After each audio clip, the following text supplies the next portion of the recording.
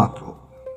এর আগেও ভারত পাকিস্তান সংঘর্ষ একই ধরনের অসত্য আস্ফোরণ গিললেও সংঘর্ষ বিরতিতে তৃতীয় কোনো পক্ষের ভূমিকাই নেই বলে প্রতিবাদের ঝড় উঠেছিল দিল্লিতে। তবে প্রতিটি ক্ষেত্রেই একটি সাধারণ ভাষ্য ছিল, যতক্ষণ না এই দুই দেশ যুদ্ধবিরতিতে রাজি হবে ততক্ষণ তিনি কোনো বাণিজ্য চুক্তি নিয়ে এগাবেন না। আসলে এসব নোবেল প্রাপ্তির সম্ভাবনাকে কাছে টানার চেষ্টা ছাড়া নতুন কিছুই নয়। ভারত পাকিস্তানের সংঘর্ষ ট্রাম্প যতবারই বন্ধ করেছেন বলে দাবি করেছেন, নয়াদিল্লি ততবারই তা অস্বীকার করেছে। এটাও ঠিক, ট্রাম্পের যুদ্ধবিরতির দাবি থাকলেও শেষে আগের দিন সন্ধ্যায় পাকিস্তানের দিক থেকে ভারতের গোলাগুলি, ড্রোন ছোড়া অব্যাহত ছিল। একই ঘটনা থাইল্যান্ড, কাম্বোডিয়ার ক্ষেত্রেও ঘটেছে। সেক্ষেত্রেও পরের দিন সকালেও যুদ্ধ অব্যাহত ছিল।